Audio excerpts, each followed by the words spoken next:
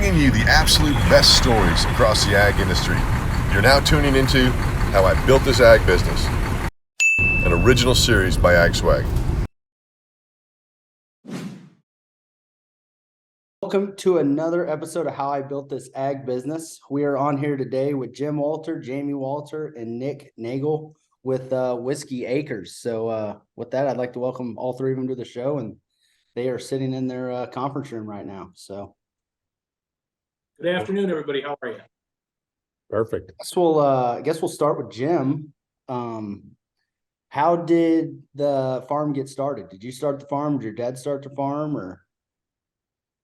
No, my father started the farm here in Northern Illinois. He actually grew up on a vegetable farm in Southern Ohio. My mother had actually moved into this area, and when they met, she was living in near DeKalb with her large family, 9 children, and met my dad in Ohio. Actually, they had some common relatives from that area, and that's how we got to DeKalb.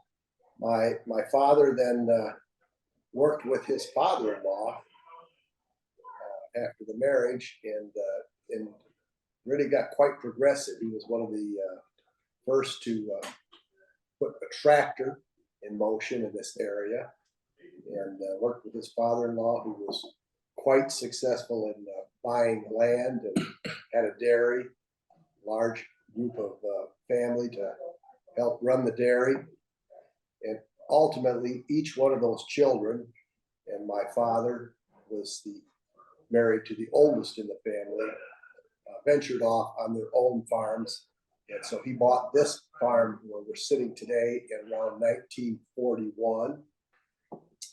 He then continued to farm this with a diversified farm originally, and then was one of the first in the area to grow it completely grain. It is told at the time that it would never work, but so he had a grain farm here, and he managed to make that work. And then you farmed with one of your brothers, who's just peeking over your shoulder there. So yeah, there was 8 in the family, 5 boys, and 6 boys, and the oldest 3 started farming with my father as they got old enough, and I was one of those. And ultimately, as they retired, I was left behind here and took over the farming operation. are we out of time yet? Close to it. But that's how this came about. And so Jamie had a short life. I can let you tell you about his escapades. He had a short life as an attorney and came back to the farm. And at that time, I was in the late 70s, and I was very concerned about making the farm profitable, and was doing a lot of the management end of things with my brothers. We decided that as we took over that we needed to make some changes, do things a little differently, and we were going to have to do more with less. And so I was looking for a way to upgrade, to take in the products that we had and move up the food chain with them, add value to them. I'll jump in here just real quick. But when I came back to farming in 2000, the year 2000, we, like Dad said, we were looking for ways to diversify. We're pretty close to Chicago, 60 miles due west, and we're getting a lot of urban encroachment out here, and we rented a lot of our ground. And so we had a little concern that we were going to have enough acreage as some of our land got developed that we didn't own. And so we worked hard to add value, and we actually looked at a number of things: bakery goods, popcorn, settled on distilling. And that led us to bringing Nick on. Nick and I were involved, and Dad, in some seed businesses together. Nick represented Golden Harvest at the time. We were a dealer for them as well as others. And Nick was looking to make a change, so we brought Nick on. He's got some experience in marketing and PR. And in 2013 we incorporated. In 2014, I guess 2013 we hired Dave Pickerell. Dave was kind of he's a former master distiller at Maker's Mark and was a consultant. We brought him on to teach us everything he knew about distilling, and we fired up the still the end of 2014, and we've been ramping production ever since. And just briefly, my family farms about 100 miles straight south of Chicago. One of my favorite facts is that my great grandfather farmed 840 acres with horses and his kids. So it was a big operation before they were called BTOs. Then he had too many kids who had too many kids, and this generation came to. My dad still runs the portion of the family farm. He needs help, but doesn't need a partner. So went to college, got into the seed business, and met Jim and Jamie, and always had kind of an entrepreneurial spirit myself, but just never the geographic opportunity to do so on our family farm. And was fortunate enough to meet up with Jim and Jamie and be able to be part of the conception of this and be at it from the beginning, to pull the trigger to create something that's really special. So what the farm looked like growing up, Jamie, on your end? Was it pretty? So yeah. I mean, as I grew up, right next door, it was my dad and two uncles for about as long as I can remember, and it was mostly a corn soybean rotation, not dissimilar from most of the stuff around here. No livestock at that time. They did get involved in kind of one of the things. They were always very innovative, and they were involved a little bit in some veggie crops. There was some cannery business in the area with Del Monte, with sweet corn and peas a little bit, and they also got involved in actually land applying vegetable waste back in the day, and that was kind of innovative. And then we dabbled in some of those high oil and GMO corn products, premium products for a while. And then we were heavily involved in the seed industry. So we were a multi-brand seed dealer. Of course, being here in DeKalb was a big part of that. We also produced seed for them as well. So that was all kind of growing up. And then coming back here to the farm was just kind of a continuation of that. I guess one of the fortunate things really for me was, I stepped in to a very successful farming operation, and none of us quit our day jobs, right? So when we started the distilling, it was a bolt-on. It was this rather than doing something completely different. So that made it viable for us to get started. So How about now? Are you guys full time now, Jamie? I'm sorry, could you say that again, Kevin? Are you guys full time with it now? Yeah. So I mean, I kind of joke that I'm full-time farming and distilling anymore, but the truth of the matter is, probably on my day-to-day, I'm over here on the distilling side more than I am, in the spring and the fall, I'm out in the field. But Dad is still very active, especially with the farming operation. And we have, some excellent employees here that enable me to step away and really manage this side of the business. In 8 short years, we just celebrated our 8th birthday. And in 8 short years, this is actually the bigger operation today, is in the distillery. Wow. Yeah. Good. So you went off to school to be a lawyer, Jamie? Is that what I heard? I did.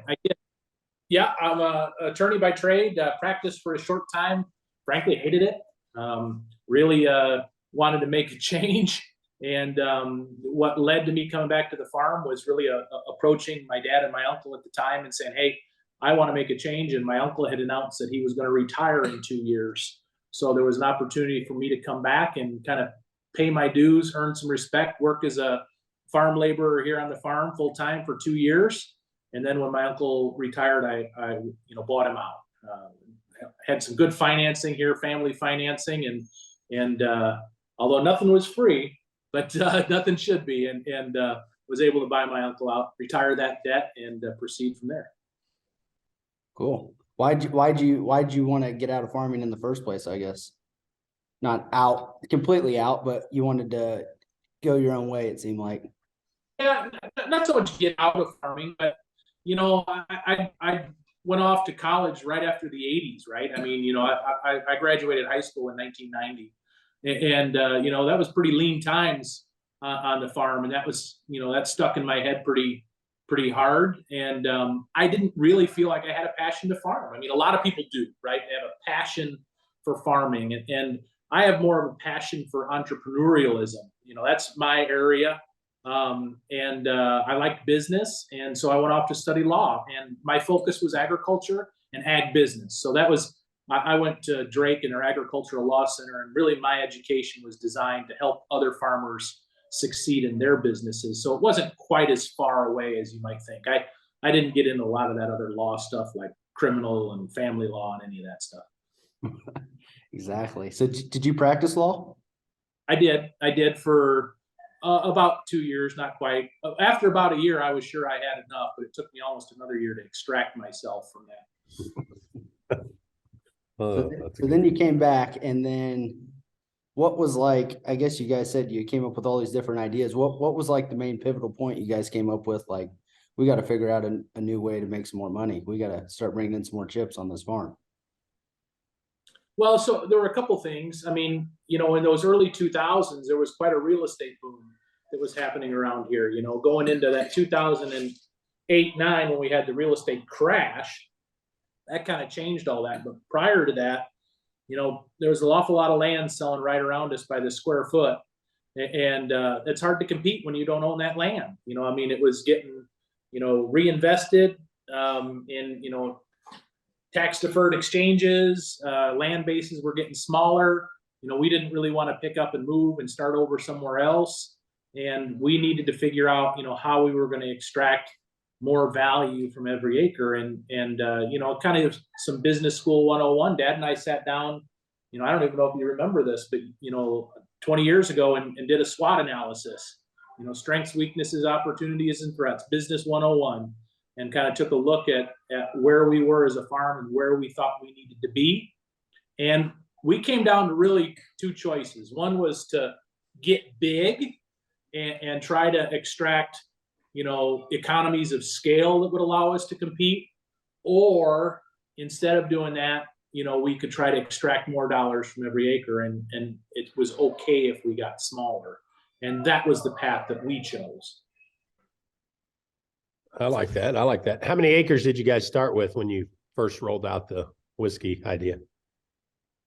Pretty similar to where we are now, really. A couple thousand acres. You know, that moves around like most farms, a few hundred acres up and down all the time, but a couple thousand.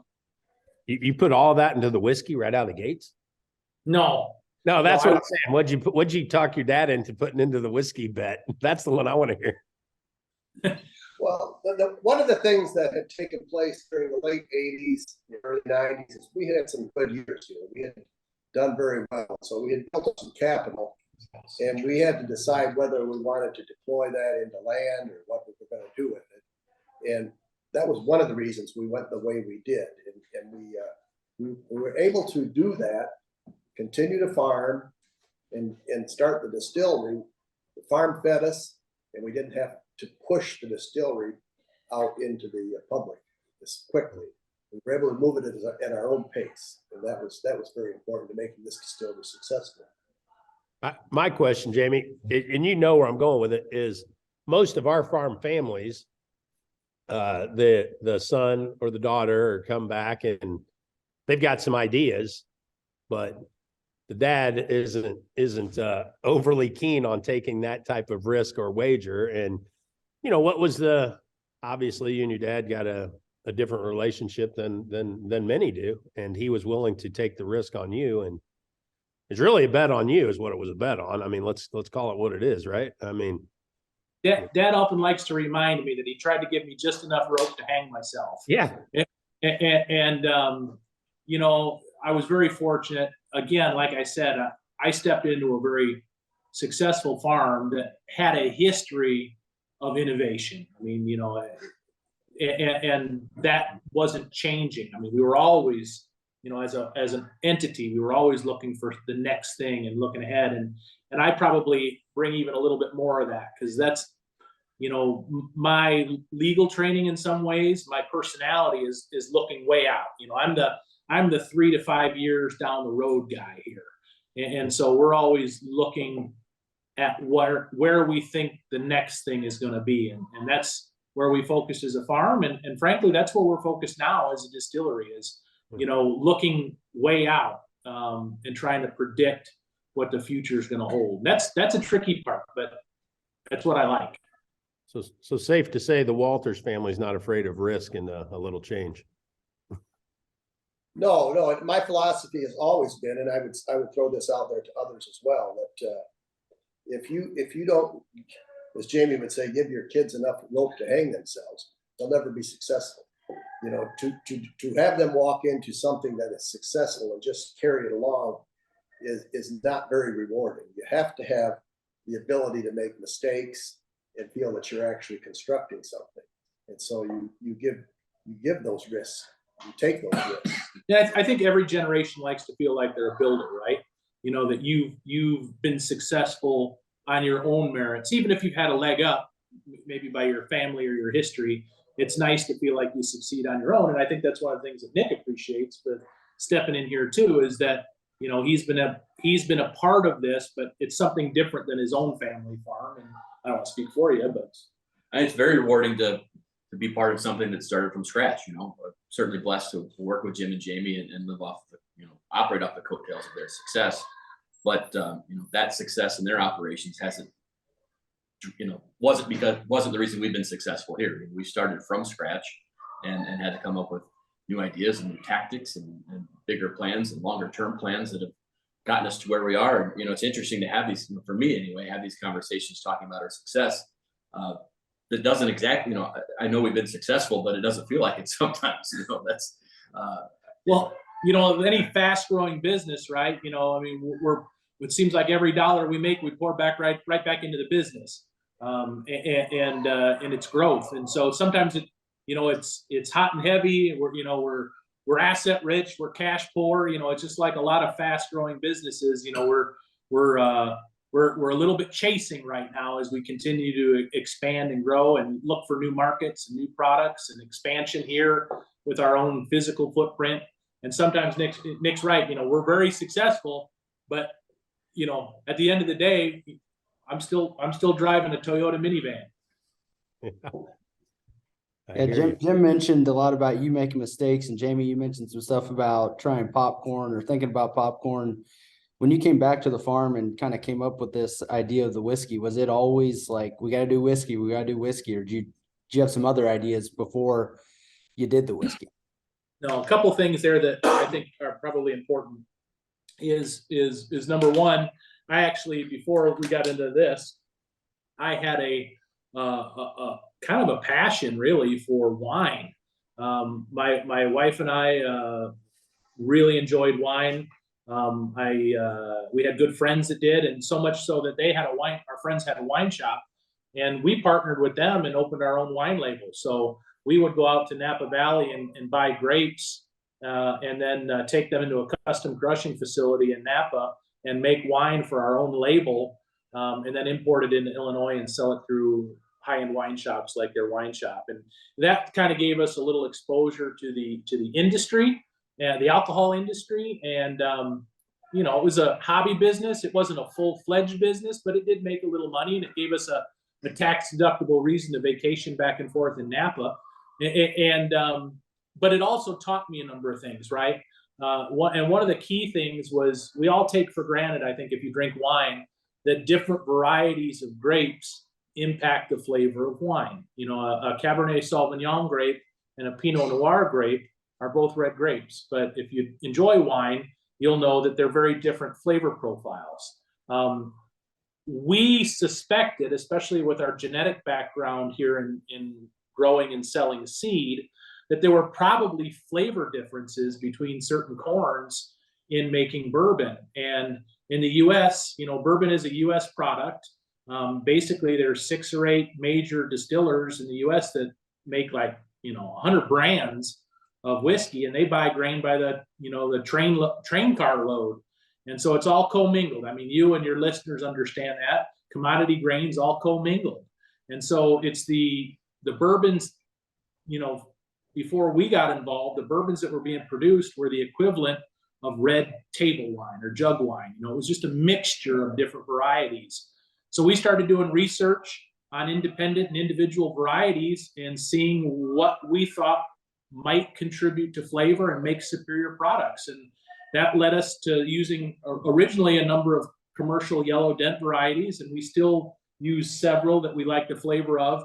But, you know, increasingly what we're finding is things like this. I don't know if you can see, but this is a bourbon made out of blue popcorn. We're finding great flavors, especially in heirloom corn. So Bloody Butcher, Glass Gem, Green Oaxacan corn, its parent comes from Mexico. We're growing all those things here now and making individual varieties of bourbon out of them. And it's taken the industry by storm. And that's kind of where our niche is. I think another piece to know, though, is that the craft distilling movement is still in its infancy.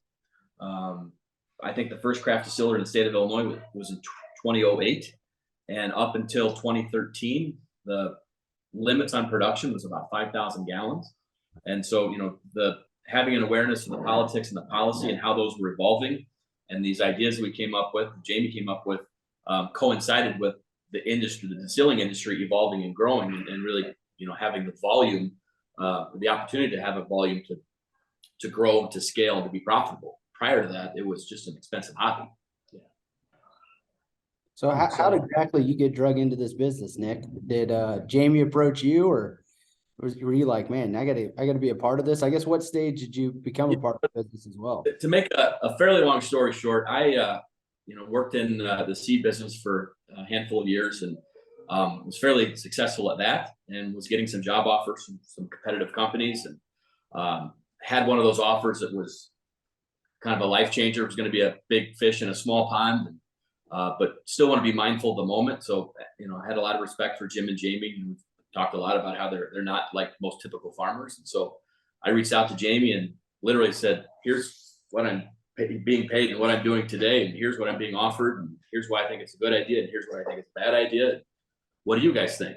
And in so many words, Jamie said to me, for that kind of money, I'd take the job. So I went home that night, and, you know, my wife and I started, you know, looking at new zip codes to relocate for this, and car shopping and all that stuff. And then the next day, Jamie calls me and says, have you taken the job yet? And I said, I haven't, but I'm probably going to. And he said, well, give it one more day. I'd like you to swing out here. Dad and I have an idea we want to throw by you. And in short was, you know, we need some help on the farm. We know you can help with that. We want somebody to run the seed business. We know you can do that. And we want to look into opening a distillery, and we'd like to be part of helping us put a plan together. And if we decide to move forward, you know, you'll have the opportunity to be part of it. So let's just say I went home that evening and had a very different conversation with my wife than I had the night before. And, you know, God bless her, you know, her comment was, well, you know, you can succeed at this and never have to think about working for somebody else again.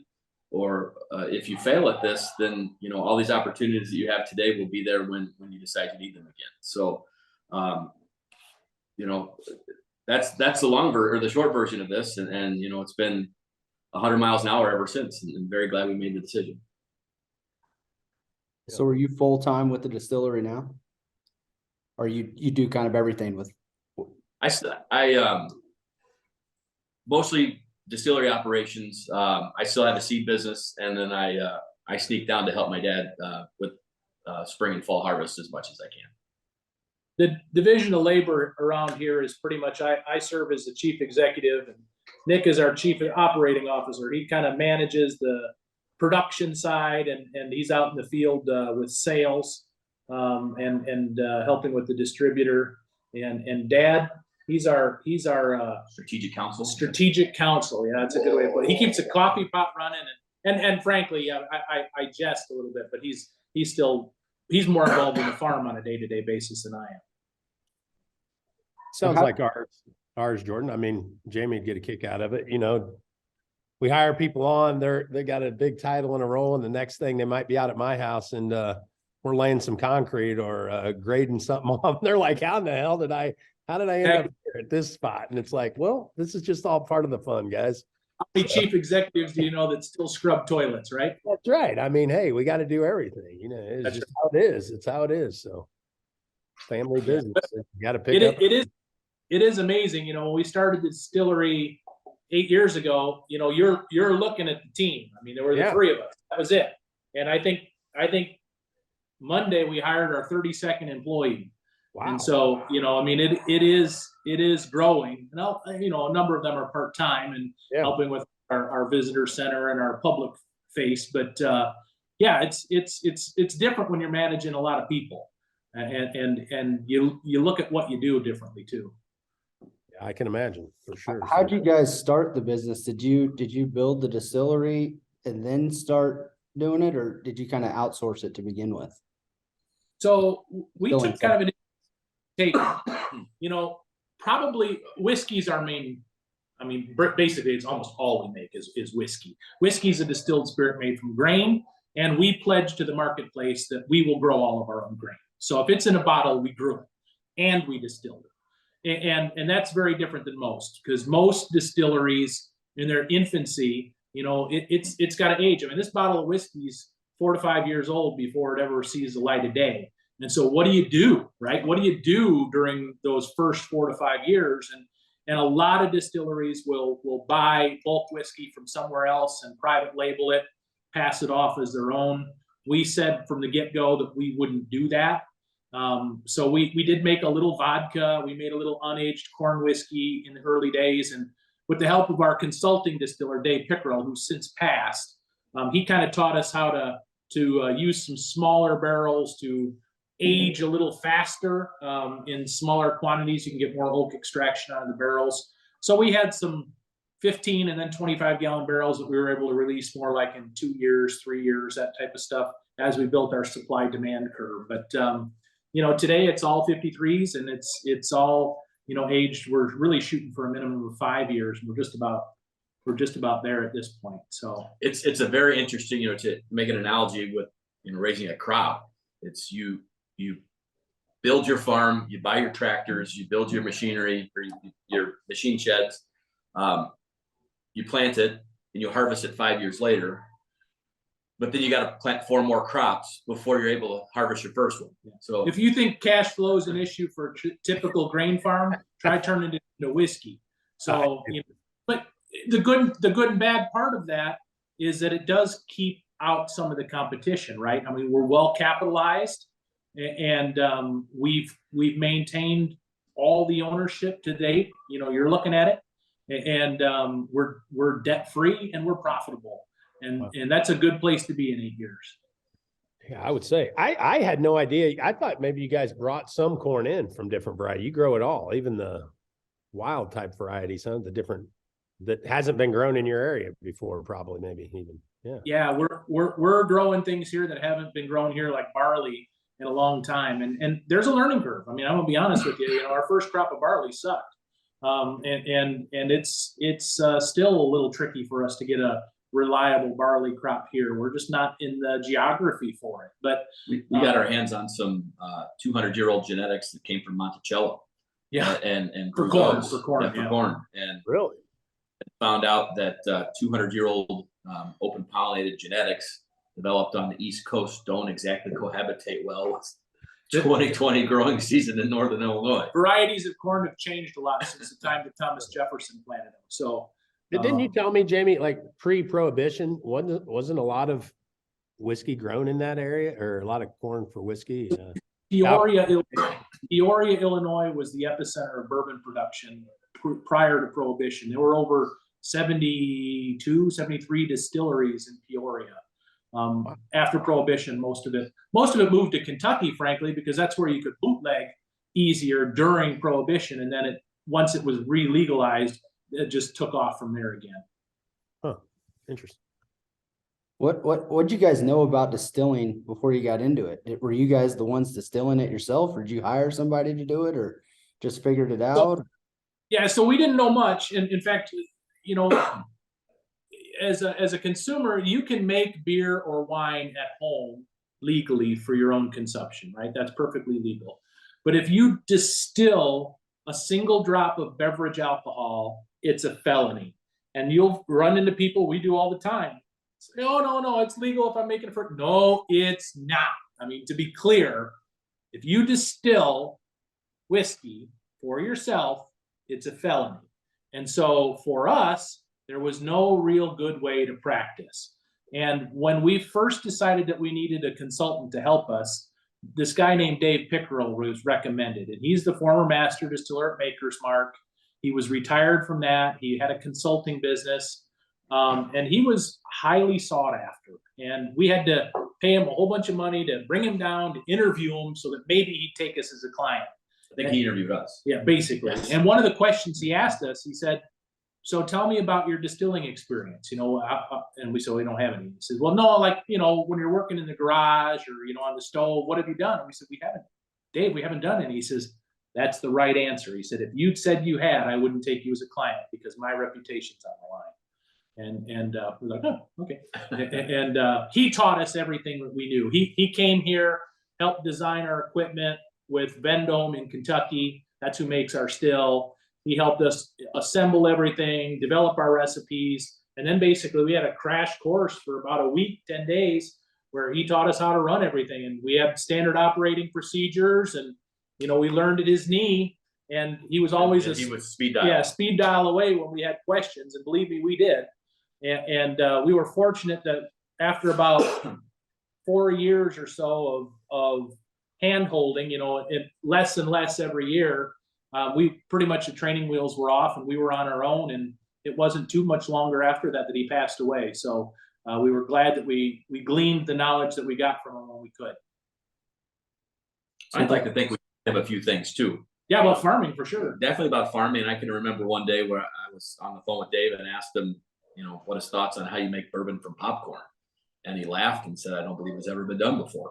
And, about 10 days later, we had popcorn planted, and I called him and told him how to do it. Right. And so he's the guy behind brands like Whistle Pig. That's a Dave brand. So he was interested out in Vermont in learning how to grow their own rye. And so he was learning about farming at the same time we were learning about distilling. So were you both, Jamie and Nick, were you guys in the trenches doing the distilling during this training period? Yes. Okay. Yes. So you trained the people you got on board now. Yeah. So for first, few weeks, Jamie and I were there every day. And then, Jamie kind of stepped back a little bit to deal with more of the management portion of it. And I did the operational portion of it. And when we finally brought somebody on board, I was responsible for training him. And actually Rob Wallace is our master distiller now. He's been on the team for 6.5 years, pushing 7 years now. And, he came to this business with, just like us, no real specific distilling experience, but had a palate, had a work ethic, and knew how to drive a forklift, and also a willingness to use a mop. Some of the main things to be a distiller. And, went through the standard operating procedures, taught him what to do, and was able to step away, because we found that making whiskey quickly became the easy portion of it, and selling whiskey became the more challenging portion of it. So having somebody here to make it while we could run operations and build a brand was absolutely important. To Rob's credit, he had the initiative. He enrolled himself at a place called Harriet Watt University out of Edinburgh, Scotland, and got his master's degree in distillation and fermentation sciences, and subsequently wrote his master's thesis on how varietals of corn affect the flavor of whiskey. So he totally bought into what we were doing. And today he's the teacher. We're not the teacher anymore. And we're just eternally blessed to have somebody on the team that's like that. He just talks about what he's doing till our eyes glass over and we shake our head and say, go do it. Wow, that's awesome. Well, hey, Jordan, I want to hear about this brand building a little more. Yeah, I was going to ask him what was the harder part, building the brand or actually figuring out how to distill the whiskey?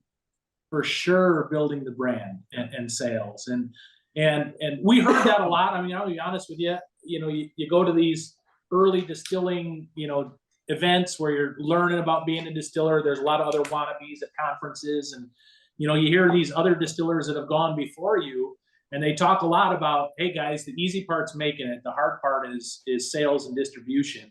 And we all kind of, oh yeah, our stuff will go. It's the hard part. I mean, for sure. And part of that is because still alcohol sales and distribution is heavily protected and regulated in the United States, and consolidated. And each state is different. And it's the unholy trinity of big business, politics, and organized crime. And it has been, and it still is. And penetrating that market is tricky. And we're in over 700 locations in Illinois today. We have to work with a distributor for the vast majority of the volume of that. And they got you a little bit by the short hairs, and that's always the trick, right? Is is we have to, they have a portfolio of whiskeys, not just ours, they got a dozen or more. And they don't really care because legally we have to go through that. And they don't really care whether they're selling our stuff or somebody else's. And so, Nick and other people have to go out into the field, convince an establishment to carry our products, but then actually can't close the sale. Then we got to go bring the distributor in there and handle the paperwork, collect the money, and deliver the product. And they make as much or more on every bottle than we do. And we made it and effectively sold it. So, we're trying to get some of those laws adjusted to allow a little bit more direct sales and flexibility. We're having modest success so far and continue to work. I do want to add though that if our distributor watches this, we love them we're a very big much. fan. Yes. And in all seriousness, we recognize that we don't want to be part of a team that's physically delivering to 700 locations. Yes. That one of the big challenges and opportunities it has been understanding how to work in a system that's existed, when Al Capone was alive still. And those distributors are not used to working with people at our scale. And so they're used to being order takers because the 7-Eleven buys Jack Daniels because the shelf is empty, and the shelf is empty because somebody's grandfather taught them to drink Jack Daniels as a brand. Whereas what we're doing today is we have to build it from the grassroots and create a customer base like Jack Daniels did 150 years ago. So we've got to create a demand and an awareness of our product so that they pull from the shelf, and at the same time create some confidence in the product for our distribution sales team, who's going to walk into a location and say, hey, you don't have Whiskey Acres, and here's why you should. So we're building a brand from the top and the bottom down with the goal of ultimately having everyone part of this aware of the products and creating a snowball effect for the brand. A big key to us really with, having that pulled through the product was to persuade consumers that our products were very transparent, right? We were very transparent. We only, that's why we drew a line in the sand. We only put in a bottle what we distill ourselves, and we only distill what we grow, period. And so we won't do anything to jeopardize that because we want to be very transparent with that. And not a lot of our competitors are. And then with that, quality matters. We grow superior grains. We think varieties matter. And we tell that story, and slowly but surely we're persuading the market. So much so that we're getting ready to ramp back up our second shift. We'll be distilling every day on a double shift, all year long, to meet demand. And pretty soon we'll be producing somewhere in excess of 120 to 130,000 bottles a year. Oh, wow. What Can you go to other states yet, Jamie, or is that more? So Nick and I had the great fortune of launching the brand in Nebraska in mid-March of 2020. Not a great time. The COVID world shutting everything down as we drove back. And so we're probably gonna have to go relaunch out there in Nebraska at some point, but we do have, a loyal fan base in Nebraska. It's just not as big as we'd like to see right now. We had some distribution in Wisconsin, but we broke up with our distributor up there. And coming out of COVID, we really kind of decided to refocus our efforts in Illinois. There's a lot of business to be had here. So we're right now fairly focused on the Illinois market, but yes, I think we will expand regionally over the next coming years. What did your first bottle look like? Like, you guys got one laying around? Like what it looked like branding wise? Honestly, so Pretty similar. for the products that were, our bourbon was kind of our first main product that we had. And other than just additions, like for instance, our bourbon bottle would say bourbon on it. But as it got older, we were able to add the word straight. So straight bourbon. We updated the age statement, and that's what's on the shelf today. So, we did a ton of work at the beginning to make sure that we had something that, transcended time, so to speak. And we worked really hard on this logo that I think you can see here. Oh, and that's that ear of corn that looks like a bottle. And we're really trying to tell a story with a picture, right? That, we grow everything that goes into that bottle. And I think that's been pretty effective. I think another key here, Jamie used the word transparency, and I think that goes across everything that we do and everything we put in the bottle. But I'd also say relatability. Just number one, letting people physically come here, be relatable to the product, the people, and the place is something that a lot of distilleries don't give their customers access to. And just being an open book about, some of our best Facebook posts are from Jamie or Jim in the combine or in the cab in the spring, talking about the day that whiskey began its journey as a seedling. And we have an open door about what we do within the distillery. The only thing we're not fully transparent about, and we're proud of it, is some of the genetics we've discovered that we believe make superior distillate. Other than that, I don't think you can find a distillery really in the world that offers customers more insight into the entire process of farming and whiskey making as we do. And Dad could probably talk a little bit about this, but one of the things that we pride ourselves in, so this conference room is part of a larger visitor center that we built on the farm here in basically the start of 2019. And it's a large facility that is open to the public 3 days a week on the weekends, basically Friday, Saturday, Sunday. And we consider ourselves fortunate to have the opportunity to tell the story of production agriculture to our customers. And every month we get 2,000 or so customers come through here, and many of them take a tour, and Dad or me or Nick or some of our staff will tell them all about farming and what corn is used for and why we use biotechnology on some of our acres and why we don't use biotechnology on others, and what that means, and what does organic mean, and why use pesticides or why not use pesticides. And we're really the tip of the spear in answering a lot of those questions. I mean, you've done a lot of that. Yeah, it's interesting. It's very enjoyable to have people come out and ask questions, and you're sometimes amused. One of the common questions we used to get frequently was, well, this stock has 2 ears on it. How many ears does the stock have? And of course, you want the philosophy or thought pattern there was that the more ears you have, the better. And then you enter into agronomy a little bit, talk about the agronomy of the plant, and why you only want 1 ear on the stalk, and they pick up on that. And then there's more questions that follow. But for many of these people, it's the first time they've ever set foot on a farm. I recall one day when there was a couple here. We were chatting, and he was an attorney in Chicago, and his wife and was with him. My wife was here, and we were talking one evening. It was a nice day, and happened to have some sweet corn planted next to the distillery. And I said, "Have you ever had any fresh sweet corn?" And she replied, "No, I guess we do have fresh sweet corn in the grocery store." And I said, "Well, no, fresh sweet corn."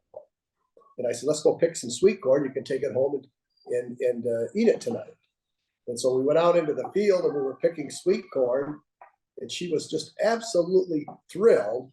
Had never picked corn in her life, and she was picking sweet corn and having the time of her life.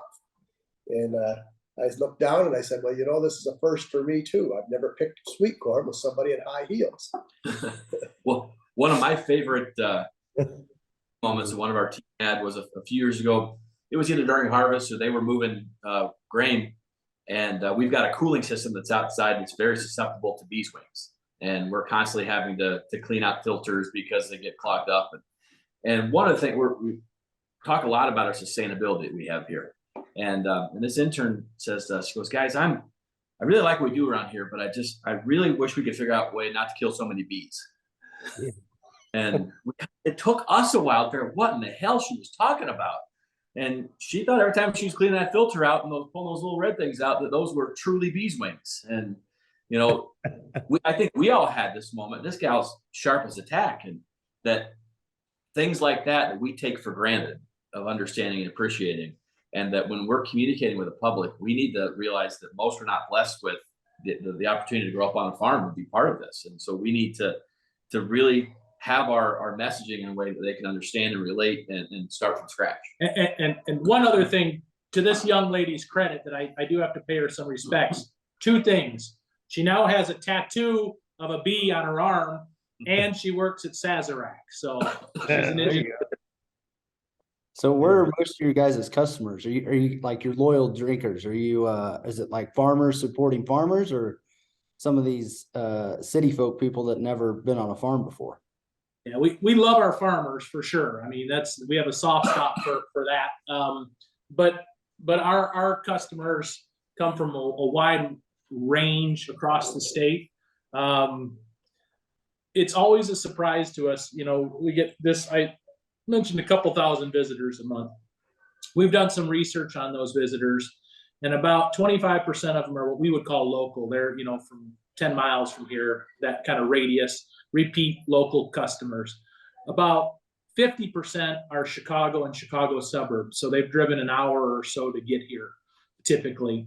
And the amazing thing is almost 25% of our visitors drive over an hour, over 100 miles or more to get to us. And on any given weekend, you know, prior and post COVID anyway, you know, we'll have at least a half a dozen states and 3 or 4 foreign countries, you know, every weekend. And that's always just interesting to us. But still, the vast majority, I mean, 90% of our business is from Illinois. And of that, the vast majority is Chicago and the suburbs. Who'd you expect your customers to be when you first started the business? Local farmers, or Anybody. That's we both started tasting him out of here. He goes, nobody's ever going to come here. Yeah, that's been a surprise, right? You know, we're not in a tourist destination, and we really didn't know what to expect. And we started in a little 400 square foot building with a tasting room. And 3 years later, we were breaking ground on a 4,000 square foot building to handle all our visitors. And we still don't think it's big enough, but you know, it is what it is at this point. So, You had any? I don't know. Yeah. You had any weddings yet? Your wedding venue out there yet, or? Oh yeah, we're very particular though. We are open Friday, Saturday, and Sunday to the public. And as I told you, the vast majority of them drive an hour or more to get here. Yeah. And so the worst thing we can do is have them invest their time and effort to get here and then have a sign on the door that says closed for wedding today. And so we jokingly say that we don't do weddings, we do second weddings. So if you want to get married on a Monday through a Thursday, we're your place. Sunday after 5:30 or Saturday before noon. Yeah, right. And we do and those. we do. And we do get those, you know, and we do probably, I don't know, maybe 4 to 5, 6 of them a year, and we could do lots more. And we've talked about opening up a dedicated event center, but there's a lot of issues with that zoning is one of them, and I don't think we really want to go down. I think the number one is you're looking at 3 people who have no desire to manage something. Exactly. That's us. Yeah. At a certain point, you know, what do you want to do, and how much do you want to do, and how much is enough, and family time, and all those things get to be balancing act, right? The kids have approached us we own a bunch of different buildings and properties and turning a few of them into wedding venues. And I'm like, man, you have a great captive audience for your whiskey there, Jamie. You know, like, hey, yeah, you can sell whiskey. Kevin, if you want to open a wedding venue here, we can talk. Yeah, exactly. No, I don't. That's a lot of work, like you said, a lot more work. So funny. what does it look like getting into liquor stores? Like, do you have to go to like each individual liquor stores? Are you guys like targeting chains? Yes. How's shelf space even work in the liquor industry? We haven't talked to too many people on it. It's a crazy battle. You mentioned that there's like 6, 7 big boys in the space. Like, do they control the shelf space? Yeah. You know, so there's in Illinois specifically, there's one big retailer in particular that has a couple decision makers there. So a lot of what I do is kind of managing the relationship with those folks to make sure that they're making sure that all of our products are cascading through their 40 plus locations. To that other side of it though, is there's no shortage of liquor stores that are single units with a single, mom and pop couple. And we found that some of those locations are single best retailers. You know, a place with 800 square feet with a limited whiskey shelf and a well curated whiskey shelf for us could sell a whole lot more whiskey than a place that's got 4,000 square feet dedicated to 300 different bottles. But we need to be participating in all of those places for potential transactions. So we deal with all that. We refer to that as what we call off-premise business, where you go there, you buy it, you take it home, and drink it off-premise, you drink it at home. We also have on-premise business, which is bars and restaurants, and most of our success there has been dealing with owner-operators that want to value us the same way they want to be valued, where people are buying from those who are actually making it. And the number one thing that we're after is a placement on a cocktail menu. What we found is just having a bottle on the back bar isn't often good enough to make depletions happen. You got to just think about how people operate. When you sit down to have a drink, you sit down for a dinner, you open up the menu, and you're going to go you're going to order something that's written out for you. And if you don't have something spelled out for a customer, your odds are far less likely that you're going to be selling to that customer. So we spend a lot of time lobbying, vying, elbowing for space on that cocktail menu. And a lot of times we'll get the work done, we'll establish a relationship, we'll have everything done, and that guy, that GM will move on to another location and we get to start over again. So the other thing that's pretty important, Jordan, is that customer pull through. If we do a good job creating that demand at the consumer level, one of the best things that we've taught our consumers is to ask for us by name. So when they're at a restaurant, when they walk into a store, it's, do you have any Whiskey Acres? And when a store or a location hears that enough times, if they don't carry us, they begin to wonder maybe they should be, right? And one of the places that helps us a lot are these specialty products, because these are very limited runs. They're short. They sell out in hours typically.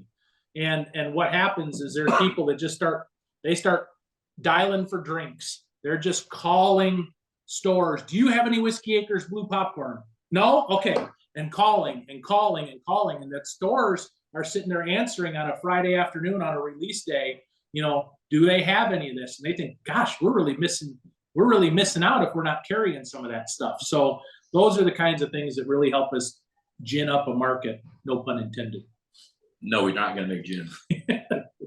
I find it interesting you guys are targeting like the bars quite a bit too, getting on the cocktail menus. I guess I never really even thought about that. I guess when I go order a drink and I'm like, man, that stuff's pretty good, maybe I should try it. And then I'm going around all over town asking for it. No one has it. It's all about trial use at bars. Consumers are much more likely to spend $10 to $14 to try something new in a drink than they are to go to the shelf and pick up a $50 or $60 bottle that they don't know. And so getting that trial use is important. And if you court the bartender or the person, the general manager, whoever is in charge of making that first contact with a customer, and we can get them out here, they can appreciate the scope behind the problem and the story behind the problem, behind the product.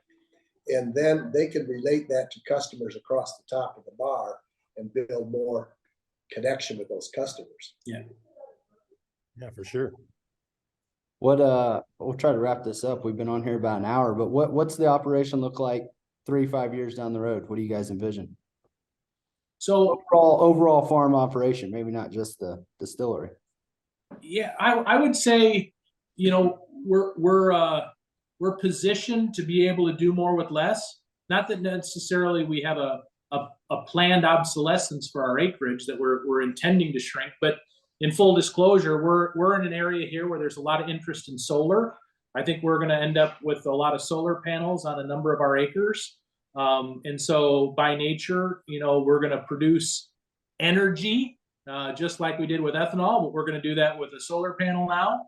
And we're going to have fewer acres of production grain. And so as we do that, we'll continue to focus on some of these specialty products. That's a big part of our future. But we'll still be raising commodity corn, both for the distillery and elsewhere. We didn't ever really get to it, but right now, only about 10% of our acreage goes for the distilling.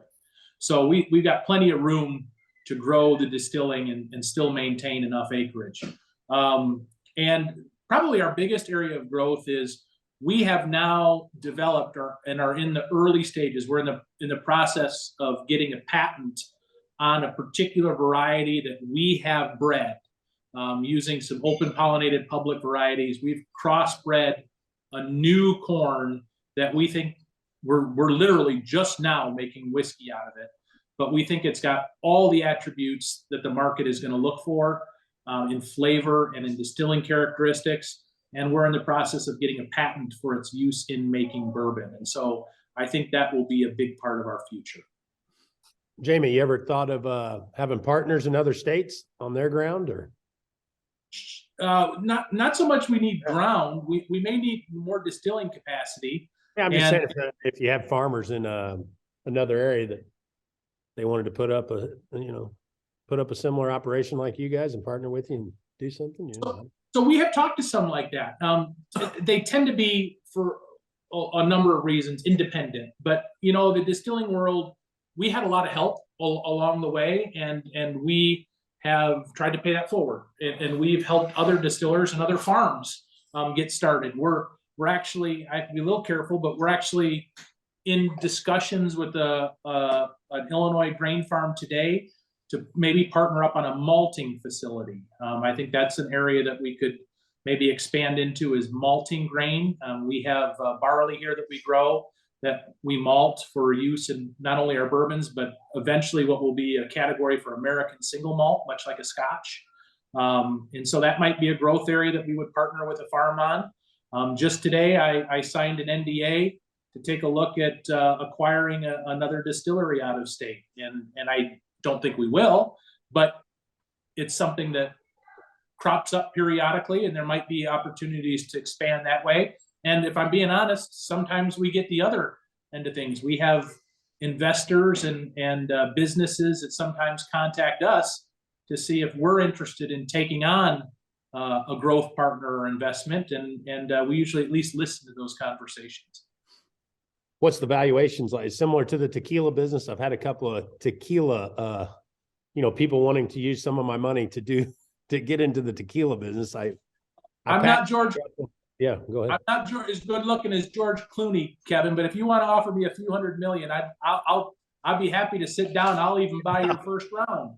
No, I hear you. I mean, it's crazy what some of those tequila companies are selling for out there. It's like, wow, the brands anyway, when you build that brand up. So it's there's a whiskey company that just a month ago, Wilderness Trail, just sold, I believe they sold 70% of the business for $680 million. Oh, wow. No kidding. Wow. Awesome. So yeah, and that's why we see that, as you guys are saying, it's difficult to build a brand, but it's very rewarding if you can weather the storm and hopefully build that brand and build some loyalty and customer loyalty. So yeah, I think that's awesome what you guys are doing. For sure. Thank you. Yeah. I think that's about it I had on my end. Do you guys have any questions for us or anything? Or no, but we'd like to wish you a Merry Christmas. Yeah, for sure. Anything we missed? Anything else you guys wanted to talk about, or no? Pretty good.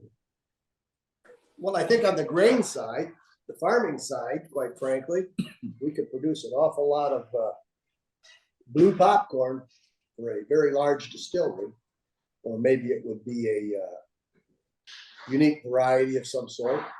Yeah, that makes sense. That makes sense a lot. Yeah, I see that. Interesting. Yeah. You had we talked about the adventures that farmers have taken into specialty corns and specialty products, but if you've got a moat around one of those specialty products. Yeah, for sure. So that makes a lot of sense.